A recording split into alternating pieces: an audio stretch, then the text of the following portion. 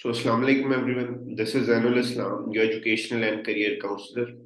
और आज की जो वीडियो है उसका टॉपिक है स्टाइपेंडियम हंगेरिकम।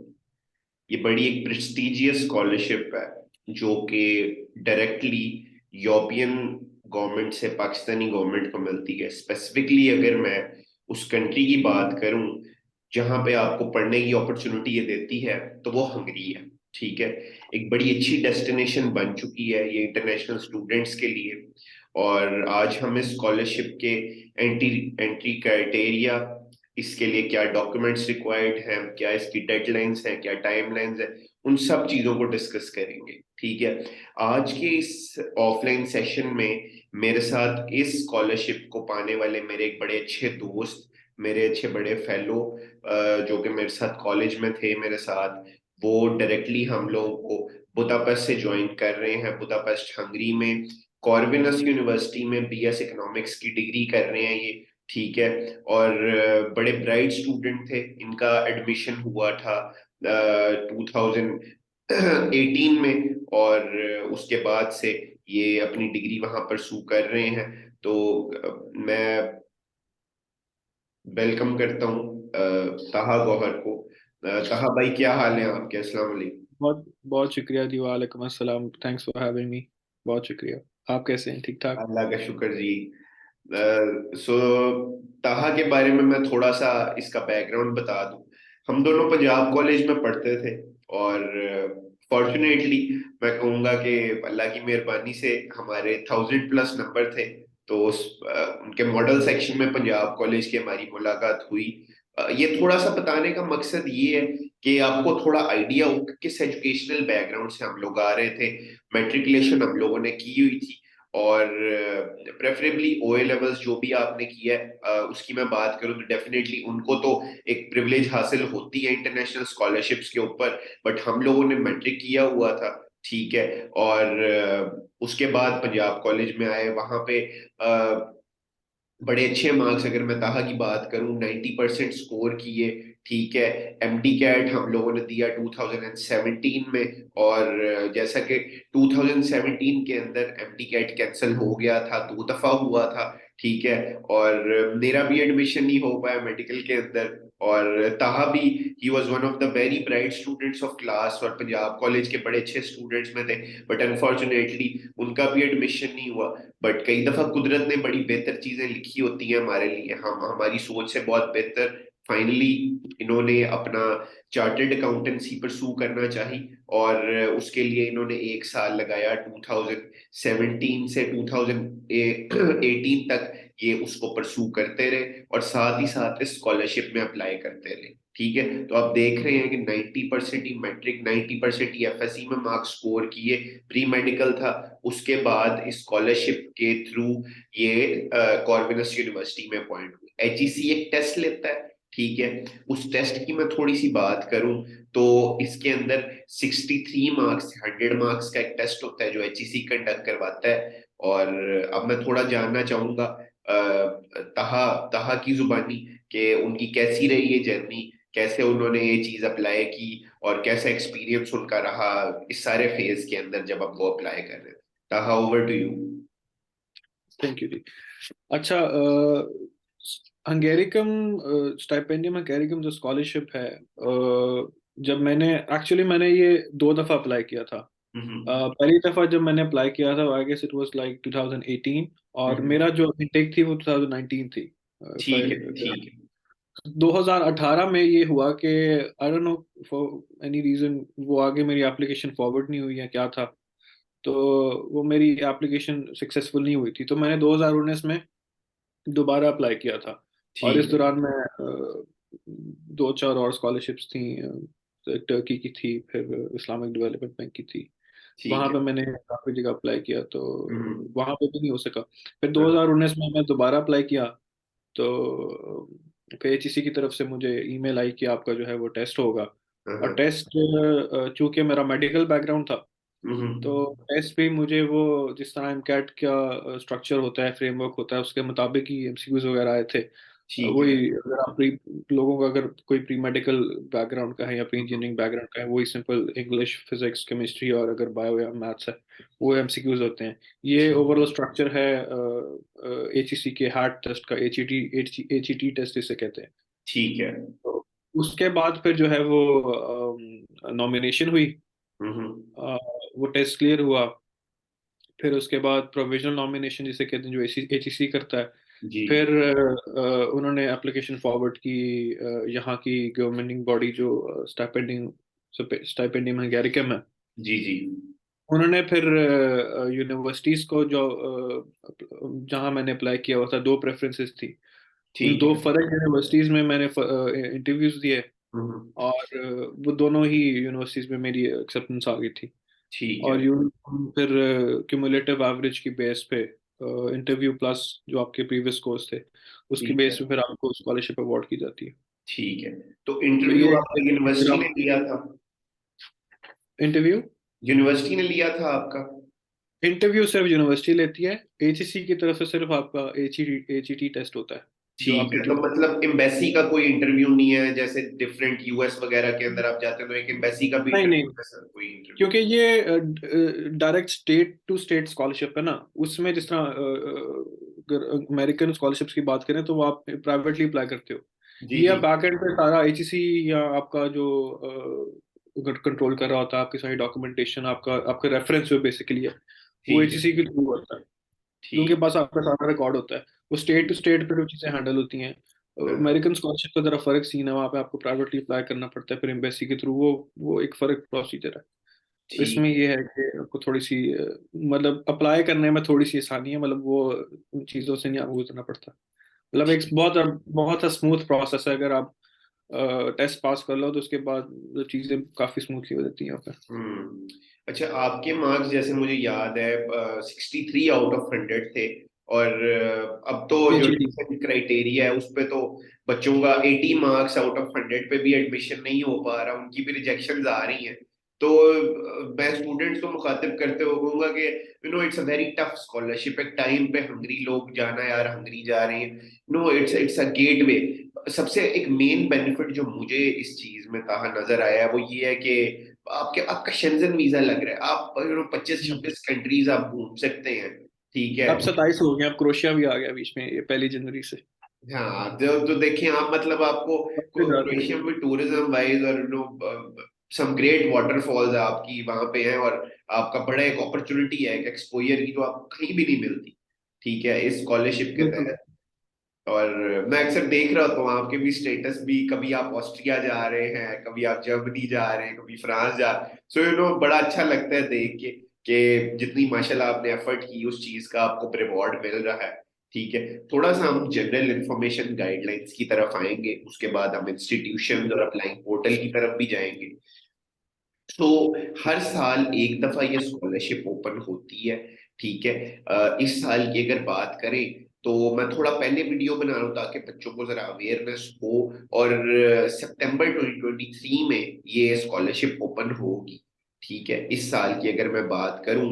और 2024 16 जनवरी तक, इवन 2 बजे का टाइम उन्होंने वेबसाइट में मेंशन किया था कि 16 जनवरी 2 बजे तक आप 2024 तक अपनी एप्लीकेशन सबमिट करवा सकते हैं। ठीक है। आई थिंक जो जो सॉरी टू इंटरप्ट, जो इनटेक है ना एप्लीकेशन की, वो मेरे ख्याल से दिसंबर के मिड में होती है। ये सितंबर जो है वो इनटेक है। जो अच्छा। एप्लीकेशन मेरे पता नहीं, अब शायद उन्होंने चेंज कर दिया, और मेरी तरफ ऐसे था कि वो महीना 2 महीने का आपको टाइम देते हैं हाँ जी, एप्लीकेशन की। हो सकता है डेफिनेटली। रिवाइज होगा। हाँ जी, हाँ जी, डेफिनेटली। डेडलाइंस रिवाइज होती है हमारे पास, कि मैं डायरेक्टली जो है उसे पोर्टल से देख रहा था। तो अभी की फिलहाल ये है। तो अच्छा। बेहतर है अगर दिसंबर में भी वो चीज जा रही है तो आपके पास जरा कम टाइम में, सितंबर से ही आप उस चीज से लग जाएंगे तो आपका 2-3 महीने होंगे अपने डॉक्यूमेंट्स ये वो चीजें करते हुए। और सितंबर तो, सॉरी अगेन, सितंबर तो आपने बहुत देर बता दी। अगर आपको स्कॉलरशिप के लिए अप्लाई करना है तो आपको डॉक्यूमेंटेशन, मेरा ये पर्सनल एक ओपिनियन है कि आपको पहले से तैयार कर अपना पासपोर्ट जो है सबसे जरूरी चीज़ है, हाँ वो जी। तैयार रखना सबसे जरूरी चीज़ है। जो कि 22 जो आपके जो जितने भी एजुकेशनल सर्टिफिकेट्स हैं, एकेडमिक सर्टिफिकेट्स, जी उनके अटेस्टेशन मेरा ये है कि आप पहले करवा लें। क्योंकि मेरा किसी भी 22 बोर्ड के साथ या इवन एचएससी के साथ कोई एक्सपीरियंस कभी भी मेरा अच्छा नहीं रहा। क्लियर कर देते हैं, मसला आ जाता है वो। बिफोर हैंड मुझे ऐसा लगता है कि आपको वो चीज़ें तैयार करके रखनी चाहिए, डेफिनेटली खासतौर डेफिनेटली। पर टेस्टेशन, क्योंकि टेस्टेशन टाइम लग जाता है, आपको कुछ नहीं पता चलता। तो ये हाँ चीज़ें जी। जो दो तीन चीज़ें ना, बाकी आगे कुछ जैन भी आपको बताएगा, कुछ चीज़ें आएंगी वो आपको मतलब वो on the spot he exactly. तकरीबन आपको, लेकिन ये जो दो तीन चीज़ें मैंने बताई हैं, हाँ जी, ये नहीं थोड़ा। ये प्रो टिप्स हैं, ऑब्वियसली आप गए हैं, आपको उस चीज के बारे में एक पर्सनल एक्सपीरियंस। ये वीडियो रिकॉर्ड करने का मकसद ये है कि फेब्रवरी चल रहा है, अभी हमारे पास 5-6 माह पड़े हैं, 7 माह पड़े, जिसमें हम यही है डॉक्यूमेंट्स हम रेडी करें, जिस तरह मैं आपको हम्म। बता रहा हूँ, सरताहा बता रहे हैं, उस तरह चीजों को आप लेके चलें। ठीक है। तो अच्छा, दो प्रोग्राम्स में आप अप्लाई कर सकते हैं, जैसे कि दो यूनिवर्सिटीज का भी जिक्र कर, अच्छा एक कॉर्विनस यूनिवर्सिटी से आपकी एक्सेप्टेंस आई थी, ताहा दूसरी कौन सी यूनिवर्सिटी थी? दूसरी थी मेरी एक बुडापेस्ट बिजनेस स्कूल नाम है उसका। ठीक है। तो वो भी बीएस इकोनॉमिक्स की अभी आपकी डिग्री चल रही, थोड़ा डिग्री का टाइम स्पैन हमें पता है कि जैसे जर्मनी वगैरह की साइड पे, हम यूरोप में देखते हैं तो मोस्टली इंजीनियरिंग डिग्रीज और बाकी डिग्री 4 इयर्स की होती है। ठीक है, तो आपकी डिग्री और आमतौर पे डिग्रीज हंगरी में कितने टाइम स्पैन की है? देखें, अगर कोई इंजीनियरिंग में अप्लाई करना चाह रहा है तो इंजीनियरिंग में ज़्यादातर, बल्कि ज़्यादातर क्या मतलब सारी जितनी भी यूनिवर्सिटीज़ हैं या जितने भी प्रोग्राम्स हैं वो 4 साल के होते हैं। ठीक है। इंजीनियरिंग में खास तौर पर बात करूं, लेकिन पूरे यूरोप में आप कहीं भी चले जाएं, eastern western Europe, Scandinavian side पे चले जाएं, जो स्टैंडर्ड है ग्रेजुएशन की ड्यूरेशन वो 3 साल है। ठीक आप है। चाहे वो यूके चले जाएं, हालांकि अब यूके यूरोप से अलग हो गया है, हाँ इवन जी। आयरलैंड। तो यहाँ पे जो बैचलर्स है वो हमेशा वो 3 साल का ही होता है। ठीक है। मास्टर्स में वैरायटी है, 1 साल का भी है, 2 साल का भी है। हाँ जी, लेकिन 1.5 साल बैचलर का जो भी है वो है। हाँ जी। स्टैंडर्डाइज जो है वो 3 साल का होता है, और मेरी खुद की डिग्री जो है वो 3 साल की है। ठीक है। जो ठीक मेरी है। दूसरी जो जिस यूनिवर्सिटी में जो मेरी दूसरी प्रेफरेंसेस थी, जो जो प्रायोरिटी थी मेरी, वो उसमें जो डिग्री थी वो मेरी थी 3.5 साल की। ठीक है। तो ये मतलब जो मैं कह रहा हूँ कि प्लस माइनस एक वेरी सेमेस्टर, करती रहती हैं चीजें। हाँ ये 3 3.5 साल स्टैंडर्ड है। ठीक है। ठीक है। 3 3.5 साल। ठीक है। तो ये डॉक्यूमेंट भी मैं अपने स्टूडेंट्स के साथ बाद में शेयर कर दूंगा। एक और चीज जो जरूरी है वो ये है कि अक्सर बच्चे प्री मेडिकल से ही जा रहे हैं। प्री मेडिकल के बारे में मैं थोड़ा अगर बात करना चाहूँ, तो एमबीबीएस बीडीएस में जहां तक मेरी रिसर्च है, एमबीबीएस बीडीएस में तो आप अप्लाई नहीं कर सकते स्कॉलरशिप के थ्रू। तो स्कॉलरशिप पे अप्लाई नहीं कर सकते वैसे आप, आई मीन, हाँ अगर आपके पास डेफिनेटली, वैसे आपके पास तो वो काफी एक्सपेंसिव हो जाती है मेडिकल की डिग्री। तो मेडिकल से अगर वो बच्चे जा रहे हैं और मेडिकल फील्ड से ये एसोसिएट रहना चाहते हैं, तो कौन सी ऐसी डिग्रीज हैं जिनमें वो अप्लाई कर सकते हैं? अ, देखिए ऑनेस्टली जब मैं भी अप्लाई कर रहा था ना, तो मैं चूंकि वो क्या कहते हैं ना कि वो कश्तियां जला जला दी हुई थी मैंने मेडिकल वाली, तो मेडिकल के प्रोग्राम्स को मैंने इतना देखा ही नहीं। ठीक है। लेकिन जो मेन मुझे आइडिया है कि एमबीबीएस जिसको एमडी भी कहते हैं, कुछ जी कुछ जी। जगहों पे एमबीबीएस सेम है, और डेंटिस्ट्री जो बीडीएस वगैरह है, इसके अलावा मेडिकल की जितनी भी फील्ड्स हैं मुझे लगता है कि मिल जाती हैं। बायोटेक्नोलॉजी हो गई, फिजियोथेरेपी होगी, इवन वेटनरी मेडिसिन। हाँ जी। हाँ जी। वेटनरी एक बहुत इमर्जिंग एक फील्ड है, और पाकिस्तान में डेफिनेटली। तो लोगों को इतनी नहीं अवेयरनेस है, लेकिन वेट्स यूरोप में, क्योंकि यहाँ पे तो हर बंदा जो है वो कुत्ता पाल रहा है, ऐसे ही तो है। वेट्स की तो यहाँ पे बहुत डिमांड है। हाँ जी, तो डेफिनेटली पेट्स को वेटनरी, लेके लोग बड़े ज्यादा पोजेसिव हैं उनकी और हेल्थ के बहुत बारे ज्यादा में। पैसे कमाते हैं वेट्स, वेट्स बहुत ज्यादा पैसे कमाते हैं। जी जी। वेट्स हो गए, फिर यहाँ पे फार्मेसी की डिग्री है, हाँ हाँ। फार्मेसी के अलावा फिजियोथेरेपी है, हाँ हाँ हाँ। और मुझे तो इतने नाम भी नहीं अब याद, हाँ हाँ। मेडिकल लेकिन हाँ जी, वो हम इमेजिंग, एक्सप्लोर करते हैं इमेजिंग मतलब। टेक्नोलॉजी होती है एक, क्या हाँ जी, होता है मैग्नेटिक इमेजिंग ना, हाँ टेक्नोलॉजी वो होता कोई है। होती है, फिर इसके अलावा और वो नर्सिंग वगैरह के कोर्सेज हैं हाँ वो जी। जो होती हैं। ठीक है। ठीक है। तो इस तरह के हैं फील्ड। अब मतलब एमबीबीएस और एमबीडीएस के अलावा स्कॉलरशिप पे हाँ आपको जी, हर फील्ड में। वैरायटी ऑफ कोर्सेज आपको मेडिकल के अवेलेबल है। अच्छा, मैं अगर आपसे थोड़ा पूछ रहा हूँ, मेरी स्क्रीन आपको विजिबल हो रही है अच्छी तरह? जी जी, बिल्कुल बिल्कुल मैं। अच्छा, ये मैं मोटिवेशन लेटर की थोड़ी सी बात करना चाहूंगा। एक अच्छा, अप टू 4,000 वर्ड्स आपको एक मोटिवेशन लेटर लिख के देना है जी, अपनी स्कॉलरशिप के लिए, जिसके अंदर आप ये कुछ चीजें कवर करेंगे कि आपने हंगरी में अप्लाई क्यों किया, इस प्रोग्राम में क्यों अप्लाई किया, आप क्या गेन करना चाह रहे हैं, क्या बैकग्राउंड है जो आपको उसके लिए सूटेबल बना रहा है, आपके फ्यूचर हम्म। गोल्स क्या हैं, अपनी कम्युनिटी में जाके आप क्या चीज में इजाफा करना चाह रहे हैं आफ्टर योर स्टडीज। एक क्रिएटिव सा मोटिवेशन लेटर आपको अप टू 4,000 वर्ड्स का आप लिख सकते हैं, जो कि मैंडेटरी है। ठीक है, तो जो ये बच्चे अप भी टू है, जब, अप टू है, कम भी हो सकता है, मतलब हाँ जी 4,000 वर्ड डेफिनेटली। से ज्यादा है। हाँ, ये कैरेक्टर्स में भी आप मतलब कम का भी लिख सकते हैं। बेसिकली आपने जो कन्वे करना है उनको, अगर आप इनको बहुत मुश्किल अंग्रेजी ना बोलते हुए उनको सीधा हाँ सीधा जी। अगर आप अपना सारा बता दें, अपना एप्टीट्यूड बता दें, क्या करना चाहते हैं आप, अपना अपनी एजुकेशनल हिस्ट्री बताएं, बैकग्राउंड बताएं, फिर बताएं आप इस यूनिवर्सिटी में या इस पहले तो आप बताएंगे स्कॉलरशिप के लिए आप क्यों अप्लाई करना चाह रहे हैं या यहाँ हंगरी क्यों आना चाह रहे हैं। फिर वो आप अपना एक पूरा बताएंगे कि एक इंटरनेशनल एक्सपोजर लेना चाह रहे हैं और फलाना वगैरह। हाँ जी। और हंगरी क्योंकि एक शेंजन जोन कंट्री है, डेवलपिंग कंट्री में से एक है, हम्म। इकोनॉमी ग्रो कर रही है आहिस्ता आहिस्ता। तो हाँ जी। हंगरी, और दूसरा ये है कि बहुत खूबसूरत मुल्क है। तो हाँ हंगरी पढ़ने के लिहाज से आप कह सकते हैं कि एक one of the favourite destinations आप उसको हाँ जी। हाँ जी। परस्यू कर सकते हैं। फिर हंगरी के अलावा आप वो पूछेंगे कि आप इस यूनिवर्सिटी में या इस प्रोग्राम में, स्पेसिफिक प्रोग्राम में क्यों अप्लाई कर रहे हैं। हम्म। तो फिर अब आप अपना अपना बताएंगे, अपना करियर पाथवे बताएंगे, आप अपना जितनी भी आपकी इंटरेस्ट आपकी अलाइनमेंट होगी डिग्री के साथ वो हम्म। बताएंगे। फिर आप बताएंगे कि आपने इस डिग्री के मुतालिक मुतालिक आपकी जो हाई स्कूल डिग्रीज हैं वो आप जस्टिफाई कर रही हैं। हाँ आपने जी। जो प्रोग्राम में जो अप्लाई कर रहे हैं हम्म। आपने ये पहले पढ़े हुए हैं।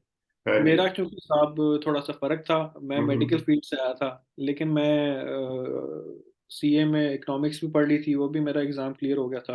हाँ और जी। अकाउंटिंग मेरा फाइनेंशियल रिपोर्टिंग तक हो गए थे सारे क्लियर। हाँ जी। तो हाँ जी। मुझे तो थोड़ी नो हाउ थी, तो मैंने हाँ उसमें जी। थोड़ा सा अपना भी थोड़े हम्म। से कॉन्सेप्ट झाड़ दिए कि हाँ जी हाँ मैंने जी। ये हाँ जी। ये।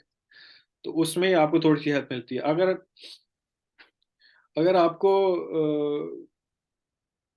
मैं जो मतलब जो भी अप्लाई करेगा, अगर आपको जिस चीज में आप अप्लाई कर रहे हो, अगर हम्म। आप उसकी आपको थोड़ी बहुत भी नो हाउ नहीं है, तो वो आप प्रॉपर तरीके से उनको अपने मोटिवेशन लेटर में नहीं लिख सकोगे। एग्जैक्टली। तो यही मानना है कि उसी प्रोग्राम में अप्लाई करें जिसमें जो है वो आपका इंटरेस्ट हो और आपको थोड़ी सी उसकी बैकग्राउंड नॉलेज हो। ये ना हो कि अगर मैं इंजीनियरिंग के लिए अप्लाई कर रहा हूँ यहाँ से मेडिकल फील्ड से उठ के, तो हाँ मैंने तो जी। कभी मैथ नहीं पढ़ी है, ये मुझे पता ही नहीं है इस चीज़ का।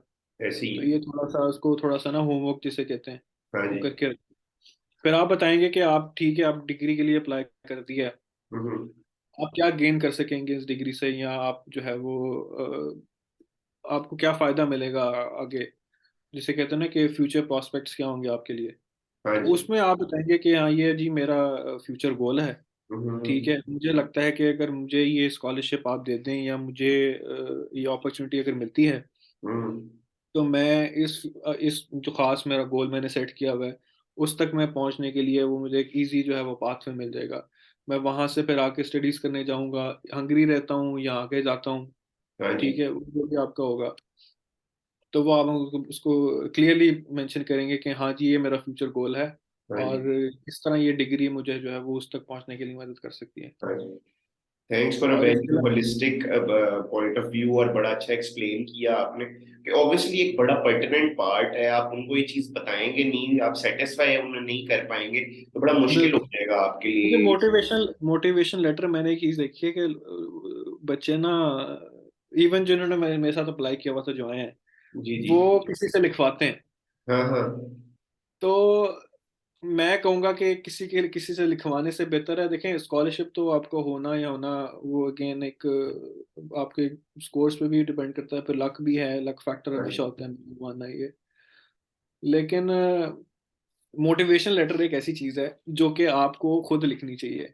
एग्जैक्टली। कोई भी दोस्त, कोई भी आपका खालू, कोई भी फूफा, मतलब सॉरी, तो वो हाँ आपका जी। जो है ना वो ये कोई भी गवर्नमेंट ऑफिसर इवन कह या लो, आपका कॉलेज कॉलेज काउंसलर कॉलेज आपका। वाला, हाँ, वो आपका जो है ना वो मोटिवेशन लिख के जब तक खुद नहीं आपने उनको बताना कि आप करना क्या चाह रहे हैं, तब तक एग्जैक्टली। वो मोटिवेशन लेटर का वो मकसद ही फौत हो जाता है। तो मेरा ये एग्जैक्टली। मानना है कि गलत लिखें, ठीक है, हाँ हाँ। वो ग्रामेटिकल मिस्टेक्स हों वो बाद में चेक करवा लेंगे किसी से, हाँ जी। लेकिन मोटिवेशन लेटर जो है ना वो खुद लिखें डेफिनेटली और ये उसको बड़ी खुद प्रो करें। टिप है, और उम्मीद है कि बच्चे इसके ऊपर अमल करेंगे। थोड़ा सा हाँ अगर आगे बढ़ूं मैं, तो कौन से डॉक्यूमेंट्स हमें रिक्वायर्ड होते हैं? अगर आपकी स्क्रीन पे ताहा विजिबल हो रहे हैं डॉक्यूमेंट्स की लिस्ट में? जी जी बिल्कुल बिल्कुल, मैं देख ठीक रहा है, हूँ। अच्छा। आपको एक तो साइंड एप्लीकेशन फॉर्म चाहिए, आपको वैलिड पासपोर्ट चाहिए with at least 2 empty pages.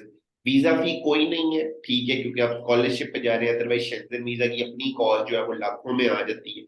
Letter of acceptance issued by the Hungarian institution, and letter of award issued by the Tempus Public Foundation, obviously जो बॉडी है गवर्निंग, उधर से भी एक आपको लेटर आएगा। उसके अलावा ट्रेवल इंश्योरेंस। अच्छा, ट्रेवल इंश्योरेंस पर मैं थोड़ा जानना चाहूंगा ताकि कि आपकी क्या है इस हवाले से जर्नी रही ट्रेवल इंश्योरेंस कराने में, क्या कॉस्ट आपको बियर करनी पड़ी? देखिए ट्रैवल इंश्योरेंस जो है वो जब आपकी सारी, जब आपका वीज़ा वगैरह हाथ में आ जाए, जब सब कुछ हो जाए, तो वो जब आप टिकट बुक करेंगे ना, हम्म। मैंने जो करवाई थी वो करवाई थी सबसे पहले ट्रैवल एजेंट के थ्रू। ठीक है। मैंने टिकट पहले ट्रैवल एजेंट के थ्रू कराई थी। तो ट्रैवल एजेंट से मैंने पूछा कि ये इंश्योरेंस का क्या है, वो कहते हैं कोई भी इंश्योरेंस चल जाएगी, क्योंकि उसमें खास उन्होंने लिखा नहीं हुआ ठीक है। कौन सी इंश्योरेंस है। ये होता है ना कि कुछ लोग आगे उनकी डीलिंग होती है, रेफरेंस होते हैं कि आप यहाँ से करवाएं, उनको फिर जी जी कमीशन वो जी। साफ होता है उनका। हाँ लेकिन यहाँ हाँ। पे उन्होंने कोई खास मेंशन नहीं किया होता, ट्रैवल इंश्योरेंस उनको वो भी पहली दफा रिक्वायर है उनको। ठीक है। तो वो जब सही। आप टिकट बुक कर रहे हो अपनी, तो वो कोई ठीक है। 5-6 हज़ार मुझे लगता है शायद ऊपर लगे थे मेरे सिर्फ ठीक है। इंश्योरेंस के। और हाँ वो वन हाँ। टाइम इंश्योरेंस होती है, उसमें भी ठीक। आगे स्लैब्स होते हैं, रेट्स होते हैं, तो वो ठीक। आपको इतनी इससे ज्यादा नहीं मुझे लगता है कि आपको मतलब पड़ेगी। एक बड़ा चीप सा उसका ये इकोनॉमिकल चीज है, इतना तो हाँ खर्चा नहीं। ट्रैवल इंश्योरेंस एक लास्ट स्टेप पे आप ये कह लें कि मतलब बहुत, ठीक। मतलब इससे ज्यादा नहीं उसको इसके ठीक। रेट हो। सही है, तो उसके बाद हमें फ्लाइट बुकिंग, ऑब्वियसली जब आपका सारा अरेंजमेंट हो जाए तो आप फ्लाइट बुक कर लें अपनी उस अरेंजमेंट के हिसाब से, अपने अराइवल के हिसाब से। प्रूफ ऑफ एकोमोडेशन चाहिए आपको, क्या वहां जाके कहाँ रहेंगे, यूनिवर्सिटी आपको प्रोवाइड कर रही है? थोड़ी बहुत आप उन्हें अपनी तैयारी बताएं इसके अंदर कि यहाँ यहाँ मैं रहूंगा जाके, कोई मेरा कोई रिश्तेदार को खाला चाचू रहती है मेरे वहां पे, तो वहां जाके मैं रहूंगा, या फिर मैं यूनिवर्सिटी के टाउन में जाके रहूंगा। इसके अलावा अच्छा उन। अकोमोडेशन में ना मैं एक चीज लोगों को जो देख रहे हैं जो जी देखेंगे, जी। उसमें एक एक अकोमोडेशन में प्रेफर हमेशा करें कि यूनिवर्सिटी जो हॉस्टल्स हैं या डॉर्मेटरीज हैं वो आप चूज करें। डेफिनेटली।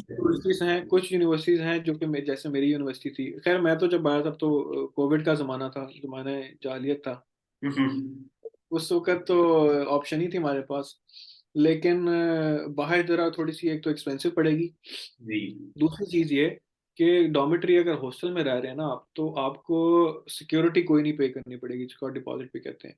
हाँ हाँ। यहाँ पे आपको 2 मंथ की पहले सिक्योरिटी देनी पड़ेगी, फिर आपको यूटिलिटीज कॉस्ट उसकी अलग से हैं, हाँ जी। और मतलब 100 मसले मसाइल हैं, आपको लोग पसंद आ रहे हैं नहीं आ रहे हैं, आपकी हम्म। फ्लैट साथ नहीं बन रही, मतलब 100 मसले मसाइल होते हैं आप लोग राय लेने डेफिनेटली। की।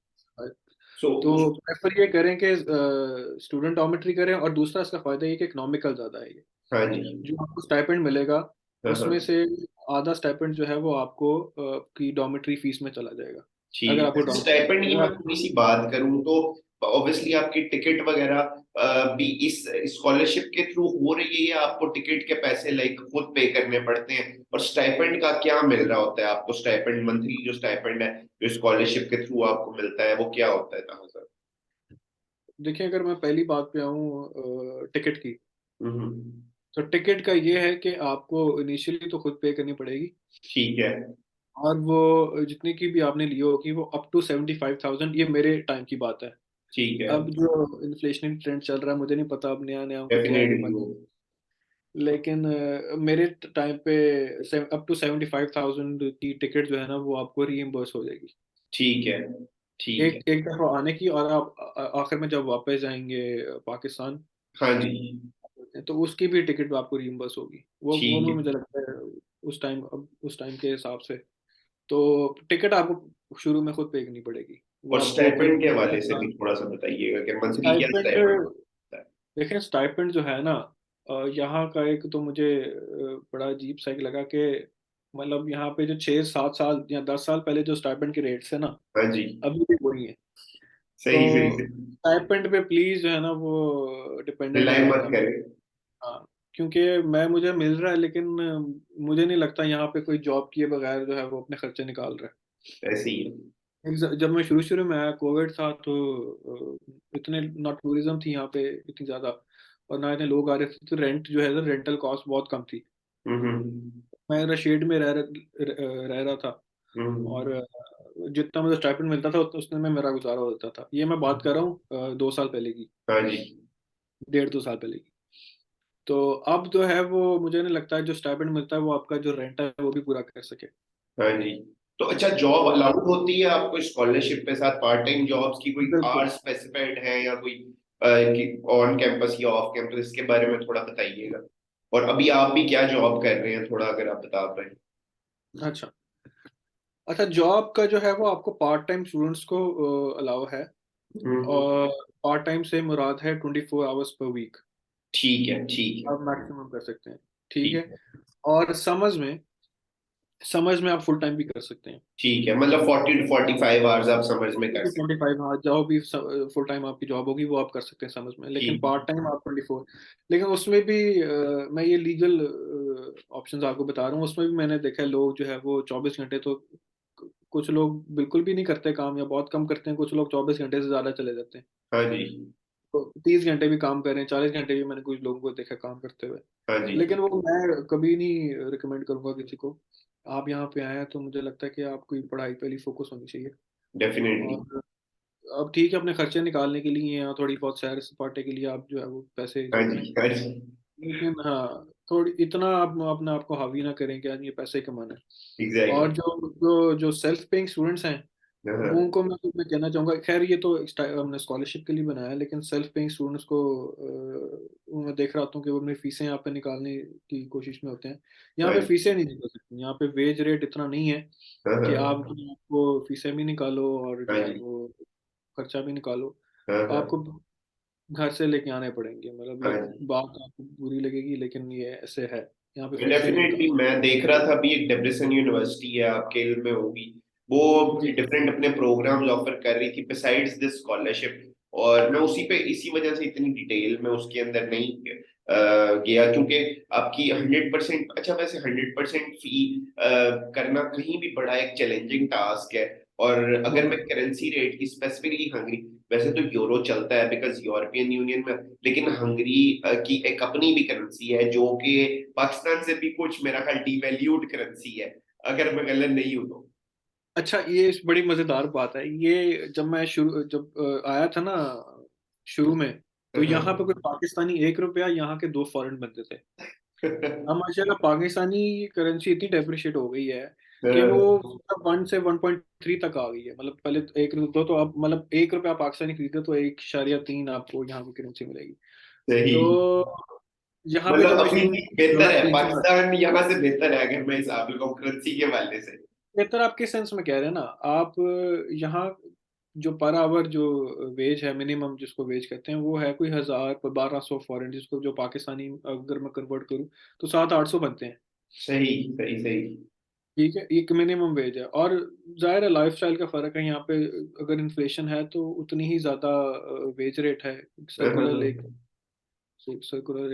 वो ठीक होता है। है। एक ओवरऑल। लेकिन हाँ, लेकिन यहाँ पे जो है वो मुझे लगता है कि पाकिस्तान से तो खैर बेहतर ही है यार। हाँ जी। सही। पाकिस्तान में हमारा अच्छा, बेहतर है। थोड़ी उसके अलावा थोड़े सर्टिफिकेट्स की थोड़ा हम शॉर्ट करेंगे, हमारी जरा बातें थोड़ी इन डेप्थ हो रही हैं बिकॉज बच्चों के लिए बेनिफिशियल है, बट ऑब्वियसली ये हमें अलाउ नहीं करेगी इतना कि हम इतनी बड़ी वीडियो शेयर कर पाए, तो थोड़ा हम उसकी तरफ आएंगे। हमें ओरिजिनल स्कूल सर्टिफिकेट्स चाहिए होंगे। सो अच्छा, मैं अगर थोड़ी सी बात करूं इसके बारे में, तो अच्छा, इस स्कॉलरशिप के लिए हमें फर्स्ट ईयर और सेकंड ईयर दोनों के सर्टिफिकेट्स चाहिए होंगे। तो जैसा ताहा ने भी अपनी जर्नी बताई, सेकेंड ईयर के बाद हम अप्लाई करेंगे इसके अंदर, बिकॉज तभी हमारे वो सर्टिफिकेट्स हमारे पास होंगे। फर्स्ट ईयर के बाद हम अप्लाई नहीं कर पाएंगे।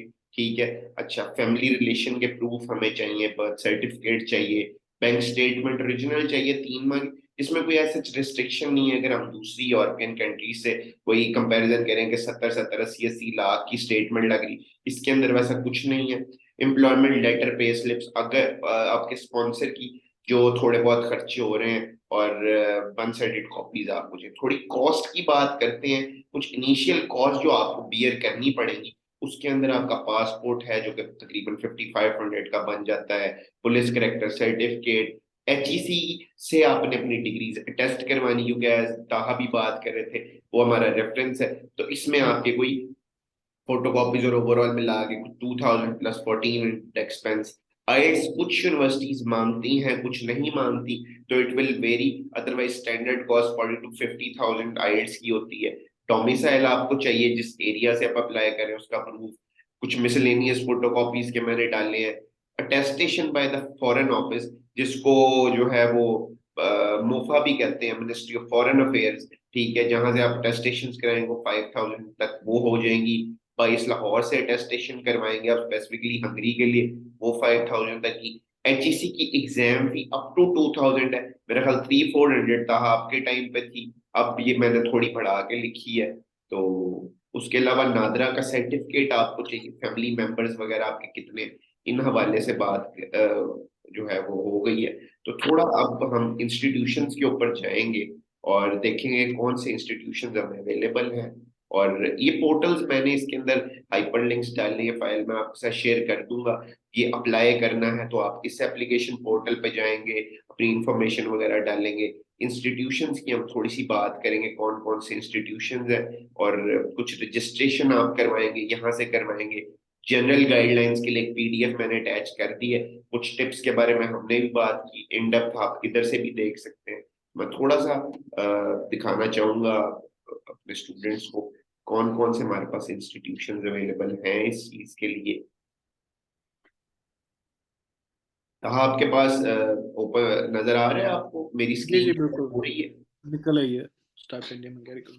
तो यहाँ पे हमारे पास डिफरेंट कोर्सेज हैं। थोड़ी सी ये हंगरी में, क्योंकि वहाँ की जुबान इंग्लिश मेजरली बोली जाती है, समझी जाती है, बट हंगरी की अपनी नेटिव लैंग्वेज है, जिसे गालिबन हंगेरियन कहा जाता है। कहा हंगेरियन है, और इंग्लिश अगर आप बुदापेस्ट में हैं तो आपको इंग्लिश बोलने वाले लोग मिल जाएंगे, बाहर आप मुझे लगता है मुश्किल ही है। मुश्किल मिलेंगे, ठीक है। तो कैपिटल अगर में थोड़ी आपको मिल बहुत इस स्कॉलरशिप के लिए तैयारी ज्यादा कर रहे हैं, थोड़ी बहुत हंगेरियन सीख लें, बेहतर है।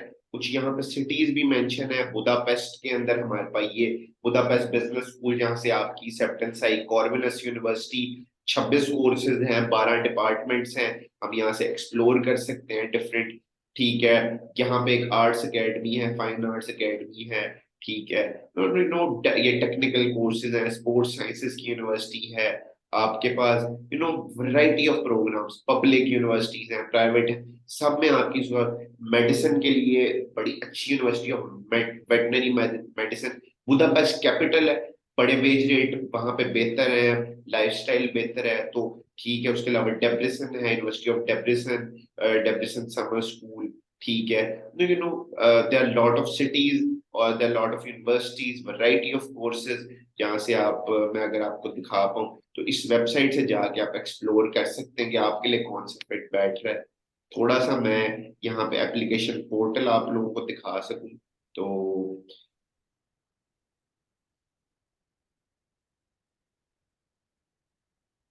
यहाँ से हम लोग अप्लाई कर सकेंगे। यहाँ से आप कहाँ स्टडी करना चाह रहे हैं, किस प्रोग्राम में स्टडी करना चाह रहे हैं, किस इंस्टीट्यूशन में जाना चाह रहे हैं। यहाँ पे डिफरेंट आर्टिकल्स भी दिए हुए हैं, जिससे आप लोग आजकल के हालातों वाकयात, कुछ डेडलाइंस के बारे में पता कर सकते हैं। ऑब्वियसली अभी 2023 की बात हो रही है, 2022 से 2023 का बैच अभी चल रहा है, और जिन्होंने अप्लाई करना था कर दिया है, मोस्ट प्रॉब्ली वो अप्लाई कर रहे होंगे जल्दी।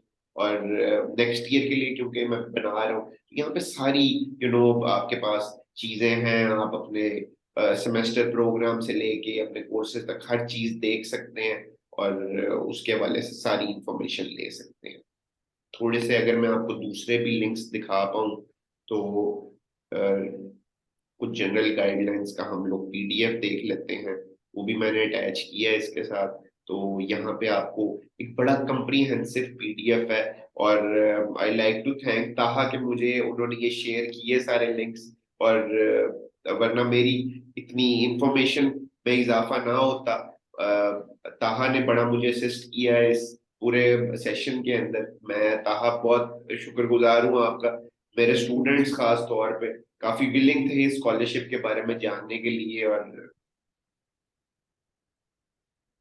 अच्छा, मैं थोड़ा सा यहाँ पे आपके पास personal information, parents, contact, email, education, languages, employment, motivation letter, मतलब ईच एंड एवरीथिंग, आपके हर सवाल का जवाब इस पीडीएफ के अंदर है। ठीक है, एक बड़ा कंप्रीहेंसिव है, आगे लिंक्स भी इसके अंदर दिए हुए हैं। सो इसके अंदर आप जाके एक एक चीज आपको स्क्रीनशॉट्स मिलेंगे, आपको हर चीज के बारे में पता चलेगा, कैसे आपने एप्लीकेशन फिल करनी, कैसे आपने डॉक्यूमेंट्स अपलोड करने हैं। ठीक है, एक बड़ा जबरदस्त किस्म का ये हंगरी नहीं है, बना के अपनी वेबसाइट पे भी अपलोड किया है। आप एचईसी की वेबसाइट पे भी डायरेक्टली जाके ये सारी चीजें देख सकते हैं। और थोड़ा इस वीडियो को देखें ताकि आपको थोड़ा सा आइडिया हो आगे क्या अपॉर्चुनिटीज है। अच्छा ताहम, मैं थोड़ा पोस्ट स्टडी वर्क परमिट के हवाले से जानना चाह रहा हूँ। देखो, अक्सर स्कॉलरशिप्स आप करते हैं तो आपको वापस आना पड़ता है अपनी कंट्री में, तो इसके हवाले से थोड़ा मुझे बताएं कि आगे फर्दर क्या अपॉर्चुनिटीज हो सकती। अ, अभी मेरी डिग्री एक्सपेक्टेड है कि 2024 के शुरू में ही हो जाए जी। खत्म। तो उसमें यह है कि वर्क परमिट अगर आपके पास एक वैलिड जॉब ऑफर होती है ऑन हम्म। ग्रेजुएशन, तो आपका जो एम्प्लॉयर है वो स्पॉन्सर करेगा आपका वर्क वीज़ा। ठीक है। यहाँ पर आपकी दूसरी ऑप्शन होती है कि ग्रेजुएशन के बाद अगर आपके अकाउंट में गालिबन मुझे लगता है कि कोई 5-6 लाख पाकिस्तानी है या इतनी है, मुझे प्रॉपर अमाउंट याद नहीं है, अगर आपके वो अकाउंट में हो तो हम्म। आपको वर्क फाइंडिंग वीज़ा जो है वो देते हैं 8 माह का के गालिबन 6 माह का। ठीक है। अगर उस दौरान आपको जॉब मिल जाती है तो फिर वो आपको अगेन वो प्रोसेस सारा के जो आपका एम्प्लॉयर है वो आपको स्पॉन्सर करता है। सो तो ये स्टडी वीजा के वर्क बाद आप वर्क वीजा पे शिफ्ट हो जाते हैं जॉब। अप्लाई कर सकते हैं, बिल्कुल। वो आपको 8 माह लगे या आपको ग्रेजुएशन के बाद ही मिल जाए जॉब, वो फिर आपकी ज़ाहिर है आपकी नेटवर्किंग पे, आपकी वर्किंग पे है। हाँ जी। और डेफिनेटली आपका शेंजन वीजा है तो आप यूरोप में कहीं भी जाके जॉब कर सकते बिल्कुल हैं, कहीं भी यूरोप में ट्रैवल कर आप सकते हैं। यूके सॉरी, यूके नहीं, जर्मनी, स्पेन, इटली, हाँ जी। क्रोएशिया, वियना, हाँ कहीं पे जी। भी। सही सही। चले ताहा, मैं बहुत शुक्रगुजार हूँ आपका, आप आए, आपने सेशन ज्वाइन किया। हमारे स्टूडेंट्स बड़े हमारी बातों से उम्मीद है कि फायदा उठाएंगे और जो भी ये चीजें उनको एक्सप्लोर करेंगे अपने तई। मैं दोबारा से एचईसी का भी थोड़ा सा मैं शुक्रिया अदा करना चाहूंगा, वो ऐसी स्कॉलरशिप्स निकालता रहता है। ठीक है, डिफरेंट स्कॉलरशिप्स के ऊपर हमारे पास इंफॉर्मेशन आती रहती है और मैं आपको वीडियोस वगैरह बना देता हूँ उस चीज के ऊपर। मेरे साथ मेरे होस्ट गेस्ट आते हैं, तो उम्मीद है कि आप लोग वीडियो को एंजॉय करेंगे, वीडियो से कुछ फायदा हासिल करेंगे। और तहा, thank you so much for joining. Thank you for having me again. कोई भी अगर, मैं ये कहना चाहूँगा कि अगर आपको एप्लीकेशन में है तो मैं ज़रूर रिकमेंड करूँगा कि आप जैन से करवाएं।